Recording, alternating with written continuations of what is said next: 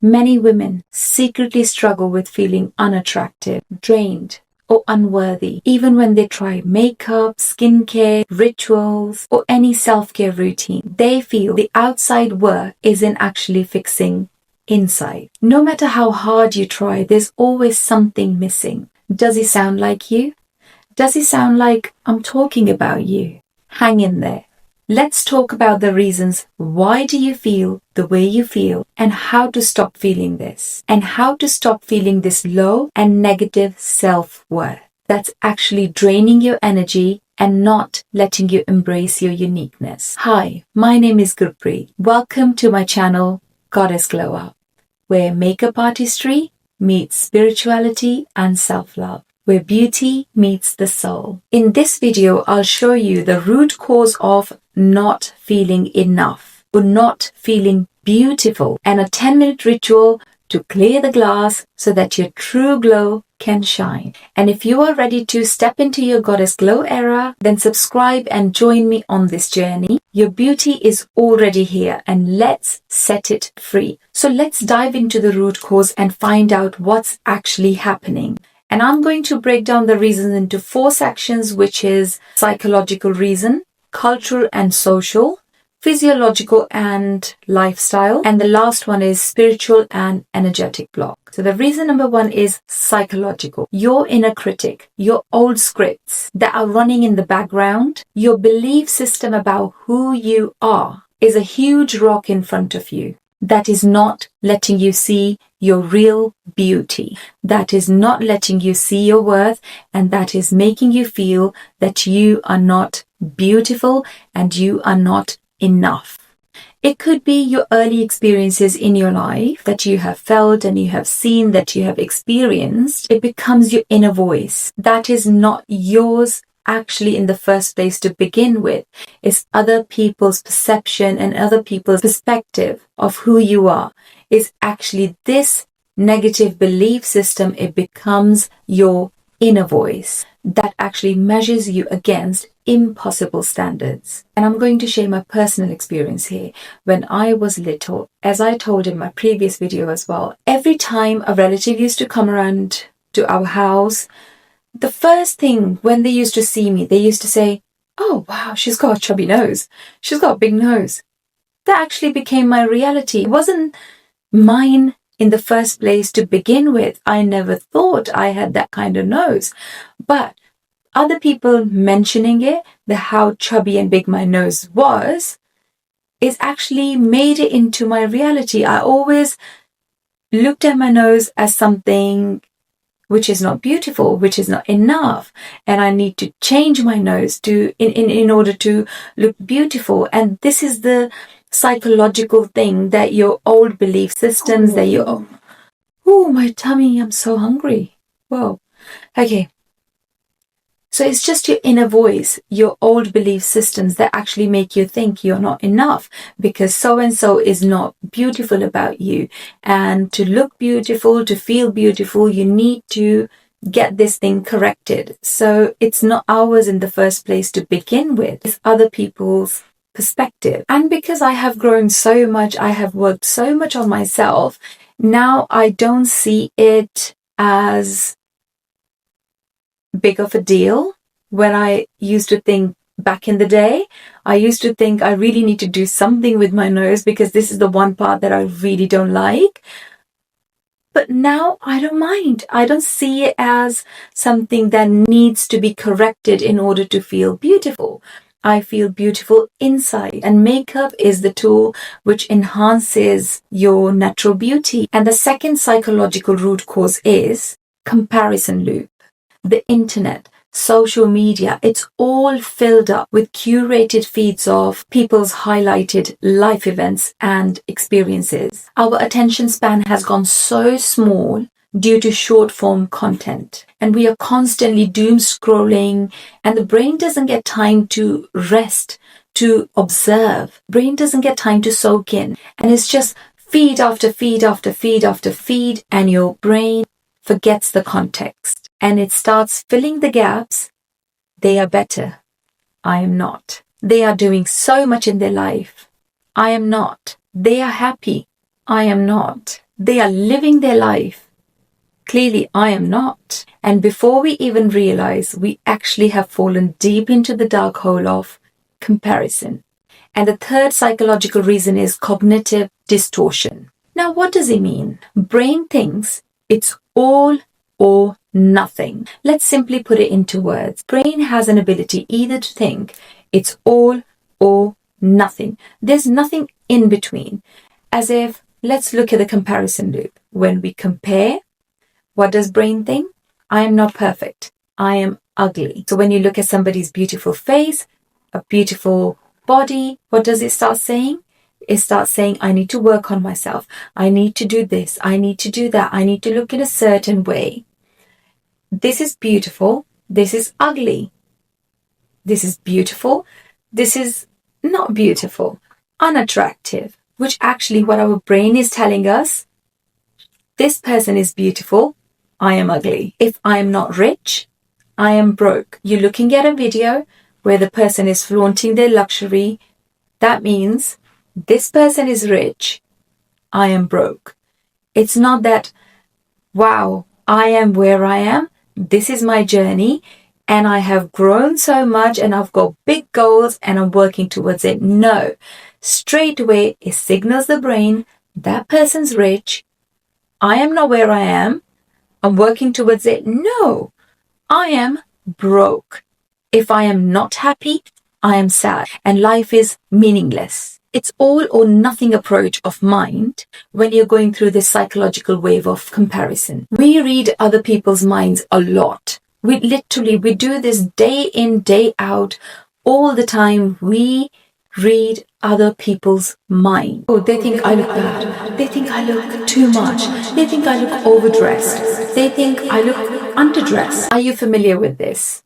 We keep reading other people's minds and keep making assumptions and keep passing judgments about us from their perspective and their viewpoint of us. But if you actually hang in there and think about people are actually living in spotlight effect, they must be doing the same thing what you're doing to yourself. Nobody cares because we all live in our own mind and looking at us through someone else's lens. But in reality, they are probably not even judging us because probably they are just busy judging their own selves. The judgment we're thinking people are making about us is only the projection, how we see ourselves through someone else's lens. We start filtering flaws rather than cherishing the uniqueness. Okay, so let's discuss the reason number 2, which is cultural and social block. The first point comes into is narrow beauty standards. Beauty and self-worth isn't one size fits all. It's unique to you. Beauty standards, beauty culture, beauty norms, beauty trends, they all reward perfection and filtered beauty. And anything outside this feels like it's not enough. It's not beautiful. It's wrong. Instead of simply unique or different. Whether we talk about perfect hair color, perfect body type, perfect face shape, skin color, features, everything actually. Every single thing has been conditioned by either culture or society. Narrow sense of beauty or what beauty actually is, a specific value or a specific quality. It's not the uniqueness. And this standard has been set since forever now, which is what makes you feel you are not enough. And you have to change things about yourself, or probably you have to go under the knife to feel beautiful. So let's talk about now validation economy, which is again another social and cultural block. The world we live in runs on what I call a validation economy. That means we trade our worth for likes, for comments, views, and compliments. Instead of asking, do I feel good in myself? We start asking, did other people like my beauty? Did other people notice me? Did they approve of me? Let's forget the social media, but generally in our heads as well. We are like, did they approve of me? Did they like me? Did they notice me? And the problem is this kind of validation is like fast food.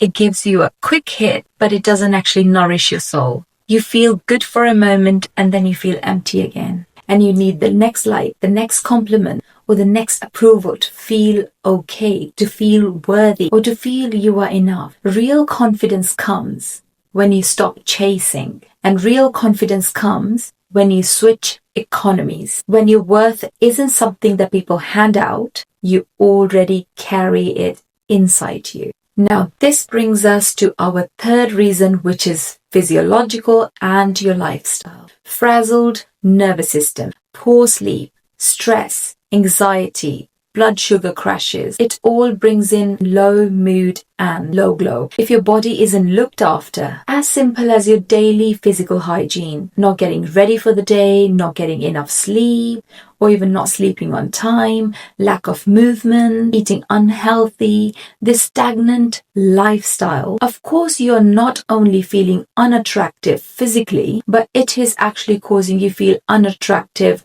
mentally and emotionally as well. And the biggest reason of your frazzled nervous system is low embodiment. Now, what does it mean by low embodiment? This is when you spend most of your time living in your head instead of your body. You are overthinking, you're worrying, you're judging, but you are not really feeling your body or being present inside your body. And I am talking through an experience. For a very long time, I was living in my head, trying to make everything work amazingly and perfectly again, because I am comparing my life to other women.